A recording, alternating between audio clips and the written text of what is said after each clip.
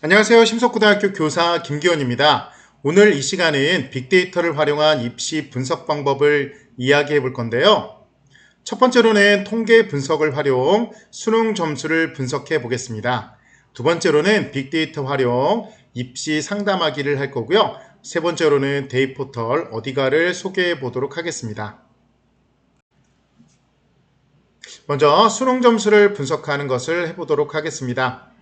대략 수능, 국어, 수학, 탐구 영역 두 개 합친 표준 점수가 320점 정도인 학생이라고 가정을 해두고 분석 방법을 설명하도록 하겠습니다. 본교 전년도 데이터를 기반으로 320점 맞은 학생의 등수 위아래 25등까지의 학생의 데이터를 미리 뽑아두었습니다. 이 학생이 실제 수능에서 얼마의 점수를 맞을지, 그리고 수능에 영향을 주는 시험 과목은 무엇인지를 한번 분석해 보도록 하겠습니다. 분석 툴은 동그라미를 쓸 건데요. 동그라미는 중고 일반용으로 만든 교육용 통계 소프트웨어로 사용이 간단하고 또 강한 분석 능력을 보이고 있어서 활용하기에 좋습니다. 먼저 저희 아까 말씀드린 위아래 25, 즉 50명의 데이터를 미리 뽑아서 정리해 두었는데요. 3월과 6월, 9월, 그리고 실제 수능 점수와 등수, 그리고 선택 과목까지 정리해 두었습니다. 이 데이터를 기반으로 분석해 보도록 하겠는데요. 먼저 기초 통계량을 보는 방법을 설명해 드리도록 하겠습니다. 동그라미에 통계라고 하고 들어가면 그 안에 기초 통계라는 내용이 있는데요. 기초 통계를 클릭한 후 알고자 하는 점수 3월 총점 한번 분석해 보도록 하겠습니다. 3월 총점만 놓고 확인을 누르면 3월 총점에 대한 평균과 표준편차, 분산 등의 자료를 볼 수 있고요. 최대값과 중앙값, 최빈값까지 확인해 볼 수 있습니다. 두 번째로는 기초 통계량의 그룹 집단을 나눠서 점수를 한번 비교해 볼 건데요. 3월 총점에 국어 선택 과목에 따라 구분이 어떻게 되는지를 한번 보도록 하겠습니다. 국어 선택을 그룹 집단으로 두고 클릭을 하면 국어, 언어와 매체와 화법과 작문을 선택한 학생들의 실제 수능 표준 점수의 점수 평균과 최소값, 분산, 중앙값, 최대값, 표준편차, 최빈값에 대한 정보가 구분돼서 정리돼서 나오게 됩니다. 자, 기초 통계량을 보는 법을 봤고요. 두 번째로는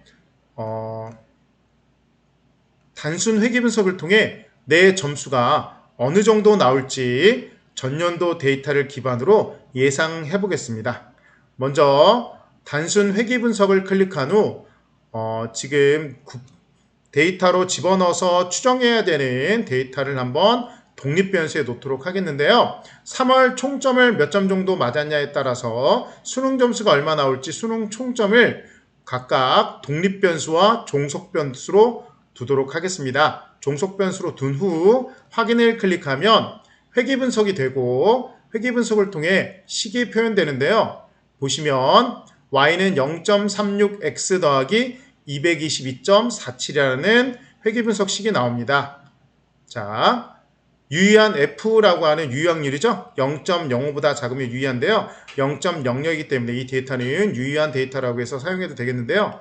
자, 0.36x 더하기 224를 통해서 y 값이 나온다라는 내용을 이렇게 활용할 수 있습니다. 기울기에 아까 말씀드린 0.36 그리고 y절편에 222.47을 대입하고요. 내 점수를 3월 전국여름에 내가 300점 맞았다라고 해서 300을 넣으면 실제 수능에서 예상되는 330.47의 점수가 계산돼서 표현되게 됩니다. 예를 들어서 350점을 내 점수로 맞았다라고 하면 실제 예상 점수는 348.47로 계산되겠지요. 이 점수가 왜 유용하냐면 수시와 정시 구분해서 원서를 쓸 때 정시에 내 점수가 어느 정도인지 예상이 되면 수시를 상향으로 쓸지 적정으로 쓸지 안정적으로 쓸지가 정해지겠죠. 수능 점수를 예상하는 건 굉장히 중요합니다. 전년도 데이터를 기반으로 내 점수와 비슷한 학생들의 점수를 예상하고 그래서 수능 점수를 예상해보는 프로그램을 소개해 봤는데요. 이뿐만 아니라 동그라미를 통해서 이 자료를 다른 쪽으로도 분석해 볼 수 있는데요. 아까 말씀드렸다시피 어느 시험의 점수가 내 시험에 영향을 많이 줄까라는 걸 또 추측해 볼 수 있습니다. 방법은 그래프라는 곳에 들어가서 산점도를 클릭하면 상관관계를 판단하고 상관계수를 계산해 주는데요. 예를 들면 3월 총점을 가로축 변수에 실제 내 수능 총점을 세로축 변수에 두고 확인 버튼을 누르면 보시는 바와 같이 상관계수를 계산해 줍니다. 0.6093이라는 상관계수를 계산해 줬는데요. 상관계수는 마이너스 1부터 플러스 1까지 값이 존재하는데 마이너스 1인 경우는 음의 상관관계, 상승에 따라 하강하는 그림이 나오고요. 플러스 1에 가까울수록 양의 상관관계, 올라갈수록 올라가게 됩니다. 그래서 0.6093이라고 한다면 3월 전국연합에서 잘 본 학생이 상당히 강한 확률로 실제 수능에서도 잘 볼 것이라는 내용을 추측해 볼 수 있는데요. 이거를 3월과 6월과 9월에 각각 수능과 대비해서 점수를 산출해서 비교하면 이런 결과가 나오게 됩니다.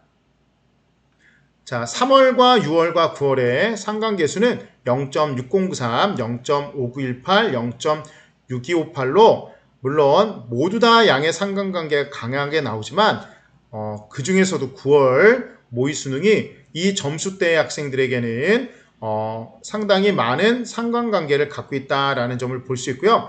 이것을 국어와 수학으로도 놓고 분석을 해봤습니다. 국어와 수학에서의 상관관계 중에서는 눈여겨볼 점이 6월 모의 수능 점수, 수학 점수와 실제 수능의 상관관계가 높다는 것인데요. 6월 모의 수능에 수학을 잘 본 친구들은 실제 수능에서도 잘 나올 확률이 굉장히 높다는 것이고요. 상대적으로 3월 전국연합의 상관계수가 6월 모의 수능의 상관계수보다 낮다는 것은 3월 전국연합의 상위권 학생과 하위권 학생이 실제 수능에서 상위권과 하위권을 가져가는 그 상관관계가 6월 모의 수능보다 좀 낮다. 그래서 3월 전국연합 보고 난 다음에 자만하지 말고 좀 더 분발해라 라는 내용을 말할 수 있을 것 같습니다.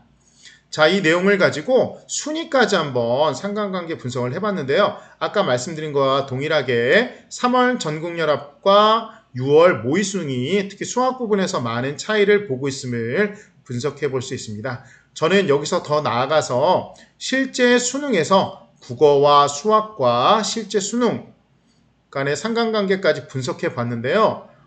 국어와 수학 중에 수학의 상관계수가 더 높다는 것을 볼 수 있습니다. 그래서 수능의 고득점자는 수학의 고득점자일 확률이 더 높다는 것을 볼 수 있는데 전반적으로 이 상관관계는 학교 교육과정이나 프로그램, 학습 분위기를 또 학교 내에서 평가하고 활용하는 데 좋은 도구로 사용되어질 것 같습니다.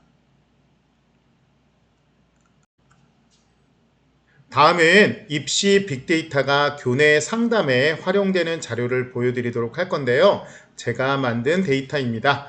엑셀로 만들었고요. 학번을 입력하면 이름이 검색돼서 뜨고 이름이 검색되면서 내신 등급이 나오게 됩니다. 이거를 기반으로 그동안 받았던 내신을 전반적으로 보여주고요. 자, 필터라는 함수를 통해서 그동안 이 학생이 내신 받았던 내신에 기반해서 입학했던 사례가 검색돼서 나오게 됩니다. 자, 연도, 지역, 계열, 대학 구분, 대학명, 모집단위, 전형 유형, 등급과 최종 단계까지 제공함으로써 학생에게 본인 내신대에 맞는 진학 사례를 공개해주고 있는데요. 이 자료는 학생들에게 동의를 구하고 얻은 자료입니다. 더 나아가서 학생에게 내신 관련해서 대략의 대학 서열이라고 하기 좀 어려운데요. 수준을 좀 나눠서 학생에게 제공을 해주고요. 합격자, 불합격자, 그리고 합격률, 그리고 각 전형별로도 합격 사례 통계를 보여줌으로써 어느 전형의 점수대가 자기에게 맞는지를 사례로 보여주는 데이터를 만들었습니다. 자, 또한 정시 사례도 같이 제공을 해주는데요. 정시 사례를 제공함으로써 학생에게 수시와 정시를 동시에 고민해 볼 수 있는 기회를 제공하고 있고요.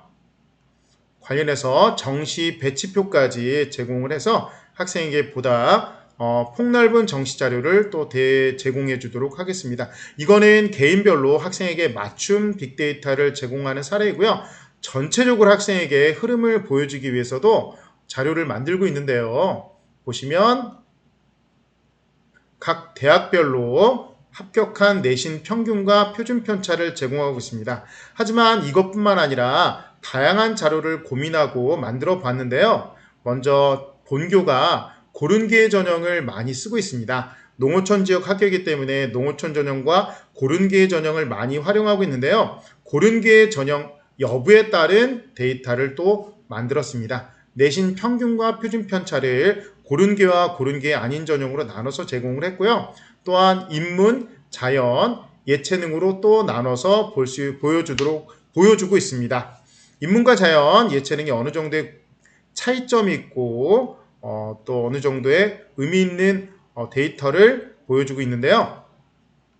또한 관련해서 큰 분류로 교과와 종합, 실기, 그리고 논술 전형으로 또 나눠서 대입 평균과 표준 편차 그리고 전체적인 합격 인원수를 또 제공을 해주고 있습니다. 자, 마지막으로 농어촌과 일반 학종, 일반 교과, 고른기회 전형으로 더 세분화해서 제공을 해주고 있고요. 고른기회만 따로 또 심층 분석으로 고른기회 전형의 실기, 교과, 종합 전형으로 또 구분해서 표현하도록 하고 있습니다. 마지막으로 2019 대입공정성 강화반 이후에 강조되고 있는 지역균형 선발, 즉 학교장 추천 전형 또한 데이터를 모으고 있는데요. 이렇게 교내 데이터를 축적을 해서 평균 점수를 보여주고 또한 약간의 그 위치를 파악하기 위한 표준 점수까지 제공을 함으로써 학생에게 전반적인 입시의 높낮이를 좀 구분해서 알려주는 좋은 데이터를 만들고 있다고 생각합니다. 마지막으로 대입정보 포털 어디가를 소개해 드리도록 하겠는데요. 대입정보 포털 어디가는 대입정보에 대한 수많은 데이터가 빅데이터가 저장되어 있는 사이트고요. 교내 데이터보다 훨씬 방대하고 넓고 깊은 자료를 볼 수 있는 정말 좋은 자료 제공 장소인데요. 구성이 어떻게 되는지 간단히 소개하도록 하겠습니다. 먼저 직업정보와 대학정보, 학과정보가 있는데요. 직업정보는 하나하나의 직업이 갖는 역할과 준비 과정 그리고